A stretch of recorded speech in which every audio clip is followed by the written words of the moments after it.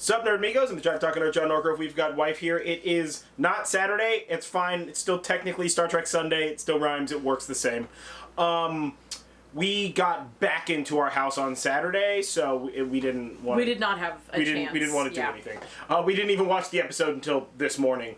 So Star Trek Sunday for this time because of fires. Whatever. Yeah. Yay, fire season. Yay, fire season, I guess. Anywho, so this was the third episode of Star Trek Lower Decks, and this episode was called Temporal Edict. And let me tell you what, this episode was really good. These episodes keep getting good. Dude. This was so funny. So it had all the tropes. It had so much ridiculousness. So, I mean, this thing had our opening sequence was Boimler doing like playing the violin, right? All like emotional on stage, like TNG and like style, dancing like right? Lindsay Sterling. Yeah, actually a lot like Lindsay Sterling. And then so Boimler's doing that, and Mariner comes in and it's just like, "You're a nerd, get out of the way." Sets up her electric guitar, and her and the blue chick, or the green chick, what's her name? Tindy. Her and Tindy, because Tindy's on drums, start like having this fucking metal scene. And it's oh my god, it's great. Meanwhile, the whole ship the hears captain on the bridge is trying to talk to some Klingon dude, and like all you can hear is like the bass from just like and like the coffee cup shaking next to the captain, and he's like, "What is this noise? Are you trying to disrespect me?" And she's just like, "No, we're not hearing anything on." You know, she's like holding the coffee cup still. She's like, "We're not hearing anything on our side. I'm pretty certain that's on your end." You know, but no. So great opener, and then it gets into this whole thing where so the Lower Decks has this tradition where they sort of quote management a larger time than it would actually take to accomplish a task, you know, so that way they have a chance to like breathe easy about it, right? And kind of like relax before moving on to the other task. Exactly. And so of course Boimler gets cornered by the captain because he opens his mouth about it, and the captain finds out, and the captain is like already in like a bit of a mood, and so she's like we're scheduling all the time, so everybody's got a pad on them, and they've got like 60 seconds to complete a task or whatever the fuck, and there'll be no more downtime. There's no more downtime. There's no rest. Done. It's great because the whole crew, including the upper decks, are doing this, right? It's not just the lower decks who are doing it. It's everybody's doing it. The whole crew is just like working themselves to dead, exhaustion. Right? Yeah. And meanwhile, Boimler is like, Boimler's just like, "I've completed all of my tasks early today. Let me pick up an extra one," because he's a fucking nerd. Oh my god, it's so good. Just the whole thing, right? And so the whole crew gets real tired from it. It's affecting them a lot. They go to this crystal world to do some sort of peace talk thing, and they accidentally bring a block of wood instead of a crystal. And the block of wood is the representative iconography of the enemies of the crystal people. Yeah. None of this is important, by the way. Well, but it is. But it is. The reason why it was the wrong item that they brought is because they were like trying so hard to hurry up and finish the task. That they just didn't have time to like do the whole thing, right? So that starts a whole fight. And then, of course, the crystal guys are like, "Screw it, we're going to go over to their ship." So they start invading the ship, and it's great. The captain, like, it's red alert. They're invading the ship, and the captain's like, "All of you guys need to, like, fend off these aliens, but don't forget to complete your tasks on time." Like, blah, blah, blah, you know, just, like, going off about it. So, of course, nobody's stopping these aliens. And they're, arguably, one of my favorite parts of this whole episode is these aliens just tagging the ship up. They tag up the inside. They tag up the hull of the ship. The aliens aren't like really trying to hurt people. They're mostly trying to do graffiti. They threw a spear into that one guy's chest, but he's fine. Yeah, but he was fine. Yeah, he was fine. Because they live on a spaceship, and he's not going to die. Yeah, nobody's going to die from a spear wound. We live on a spaceship.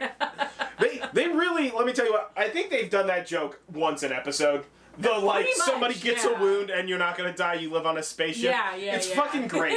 Because when you think about it, there's so many things that like happen in Star Trek where they're like, "Oh, like presumably this guy's dead." But like not really, because we have like crazy sci-fi technology. It should be fine, you know? But so they end up having to Mariner's on the planet with the first in command, and they end up having to like fight this giant guy in combat and whoever wins, or if Starfleet wins, the crew doesn't get smushed and they can go home, and if the giant like murder guy wins, then obviously everybody dies and they're gonna take over the ship and everything's so evil.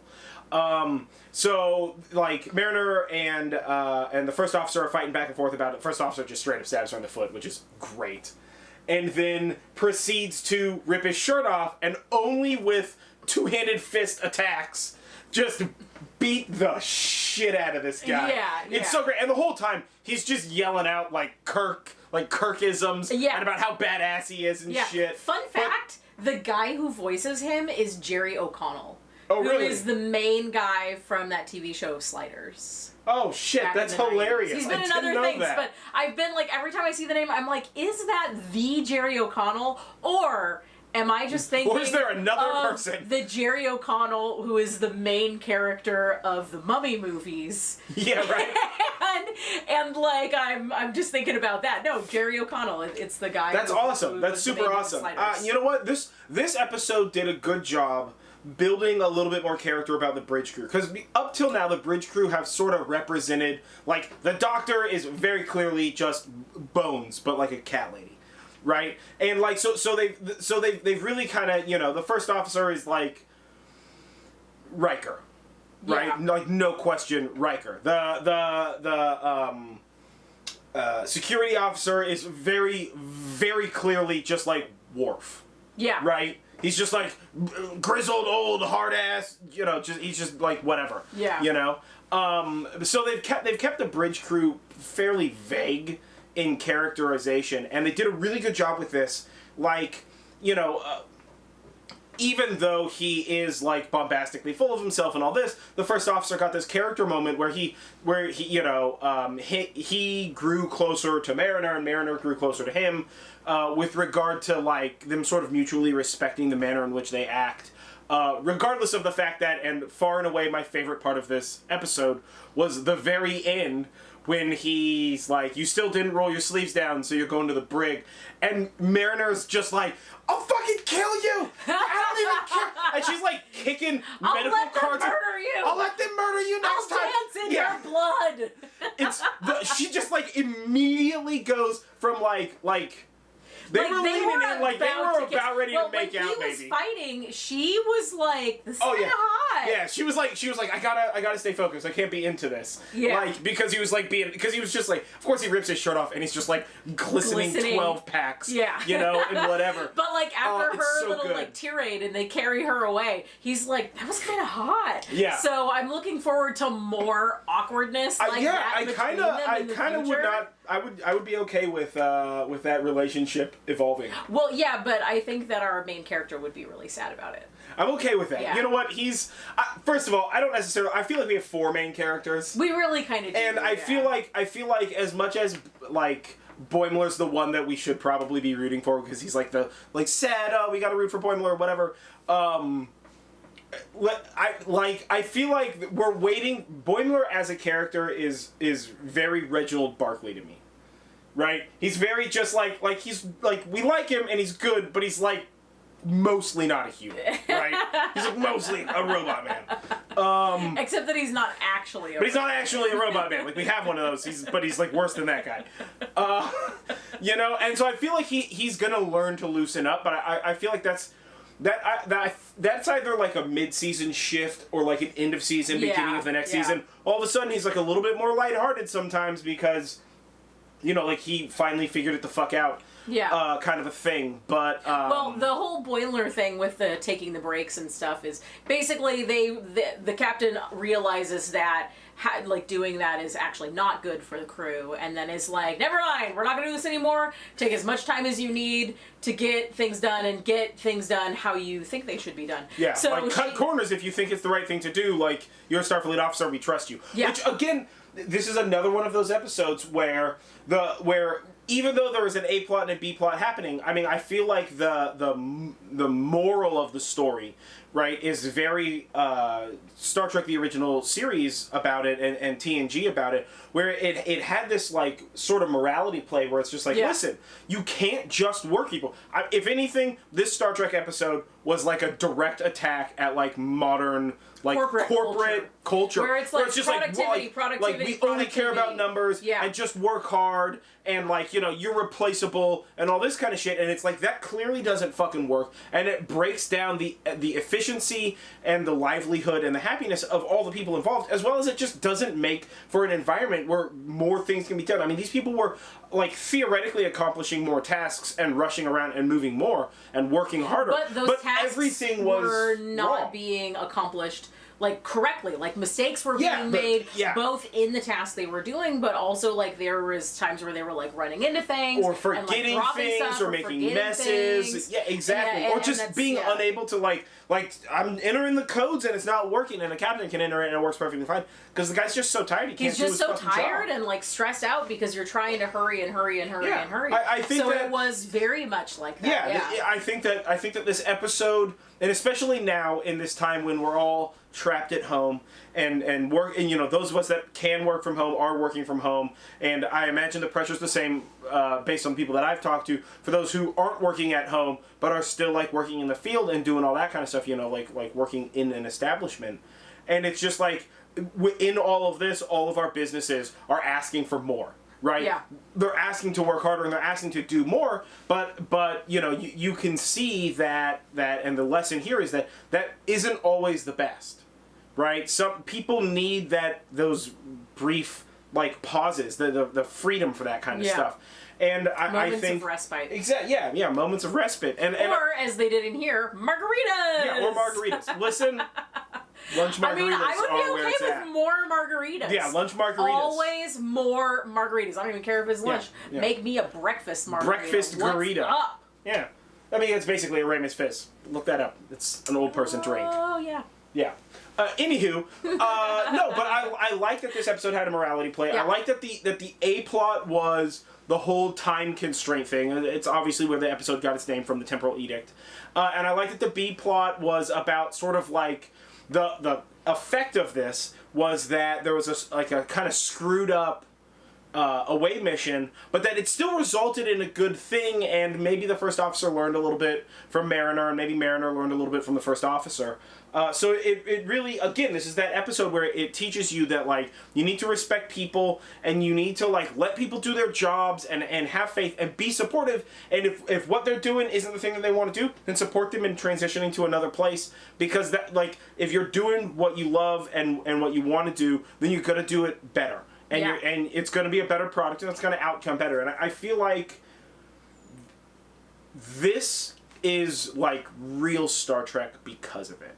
You know, I mean, I get that it's the cartoon and it's different, and whatever the fuck. But like in its ability to write comedy, I think that it's still holding up those values of what Starfleet is, which is a look at the future and a better form of people. Yeah. Right. Not because they're more advanced, but because socially they're okay with just like, hey man, if that's what like if that's your thing, do your thing, man. Yeah. Like it's so this show's so fucking good. It's so smart. It's funny as shit. I am out loud laughing often. Yeah. It's so good. I feel like this show, everybody in the beginning, like before it came out, was really afraid it was going to be like Star Trek Rick and Morty, and like I don't think that really it's that. Not. I don't think that it's that at all. It is a bit irreverent, but it's certainly, I think the thing that's really cool about Star Trek Lower Decks is that it's taking the ideals and the way that Star Trek,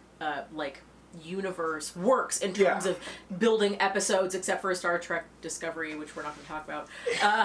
It's not a bad show, but it's just like it really takes that and it puts it for a more modern, a little jaded, a little irreverent kind of an audience, which is like really like right straight up our demographic. Yeah, I mean, and I think really this is the Star Trek for us. Star Trek for people who grew up watching Next Generation and Voyager and generation DS9. of Star Trek feels. This is filling the spot that Discovery wanted to, but and just that Picard didn't. wanted to. And then Picard wanted to, but Picard and Discovery both suffer from a few things. Firstly, they suffer from a distance in stylistic change that sort of almost unnecessarily makes it just like a little bit less acceptable, right?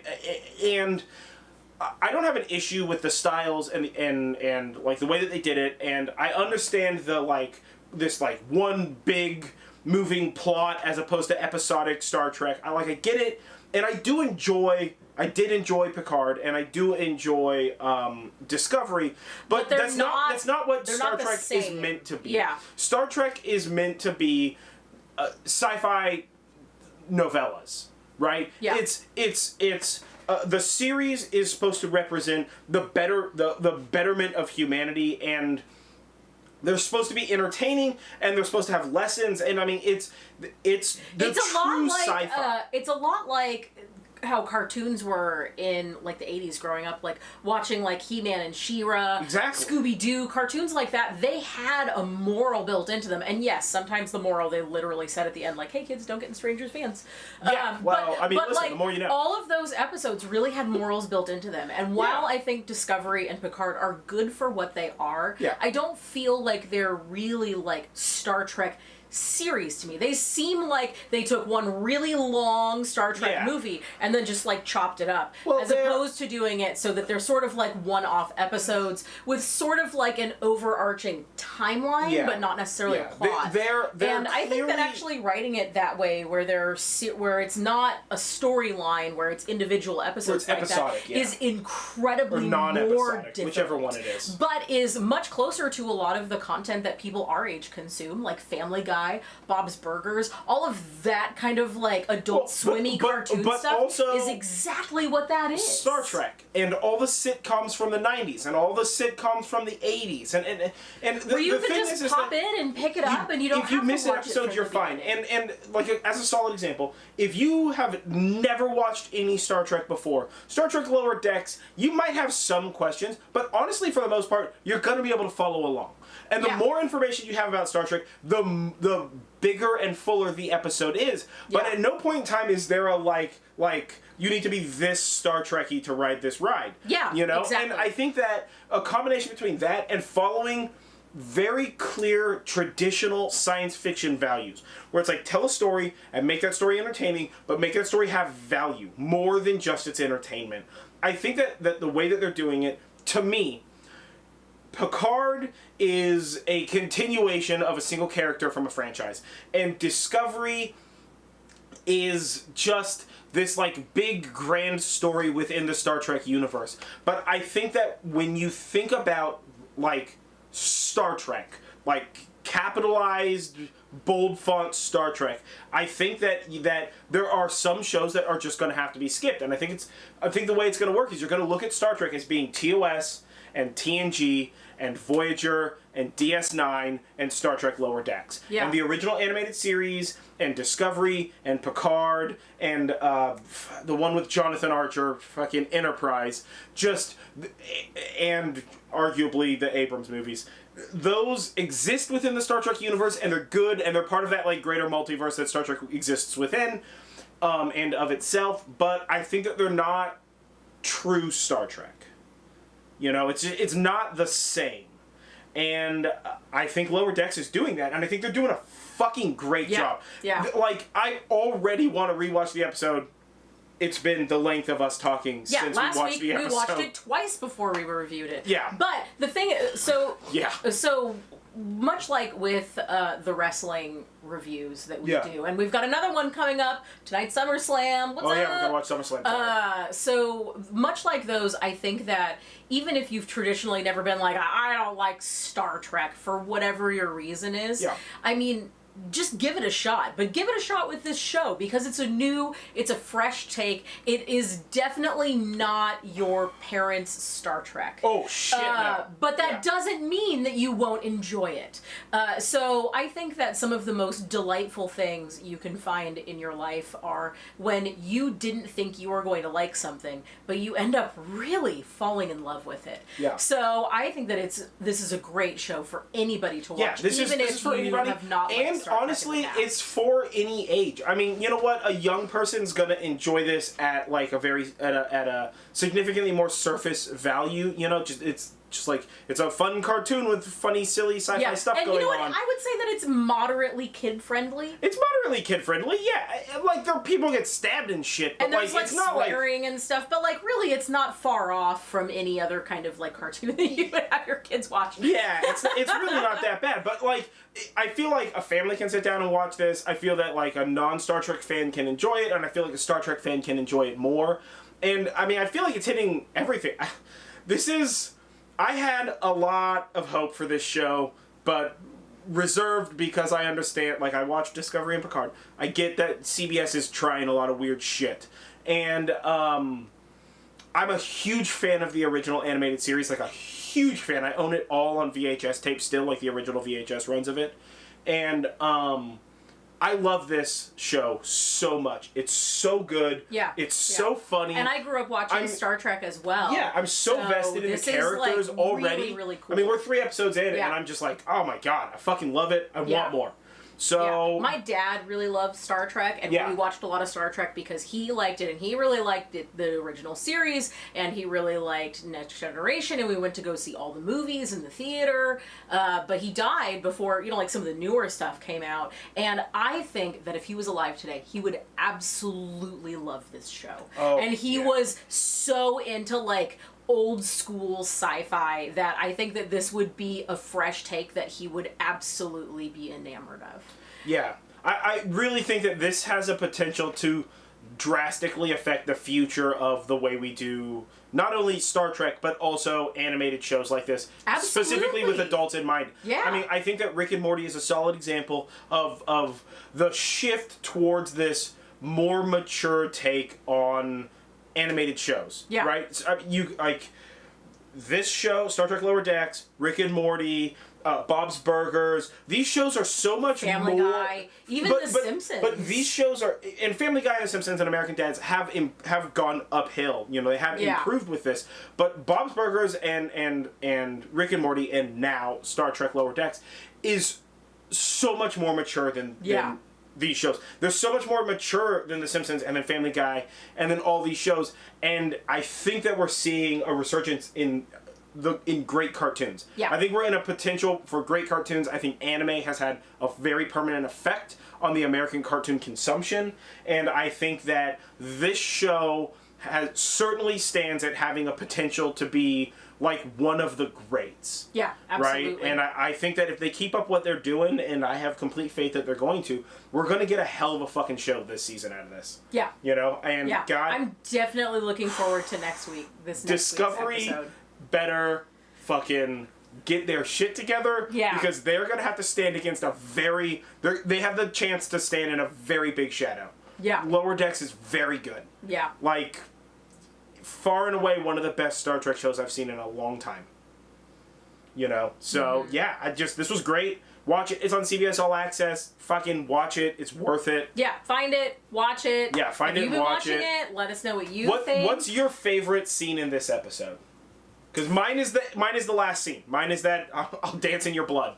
Listen, I want a shirt that just shows her pulling off the side that says I'll dance in your blood. I would wear that shirt all the fucking time, dude. It's so good. But what's your favorite part of the episode? My favorite was where they're like fighting and then he stabs her and then she's like, "Wow, he's actually doing pretty good." Wait, don't be into this. Don't be into this. Oh yeah, but then she like looks to the side and she's like. Yeah, that was good. So, that was probably my favorite. That was hilarious. Comment below. So like our video, comment below, share this video, ring the bell. Do all the stuff. Do all that crap, whatever that stuff is. Do all that stuff. I've been John Norgrove. This has been Wife. This is Review Jive. This was technically Star Trek Saturday. I'm not changing the graphic. But Star Trek Sunday this time. And we watched Lower Decks Episode 3, Temporal Edict. Yep. So, we'll catch you guys next time. Stay tuned for more of that stuff.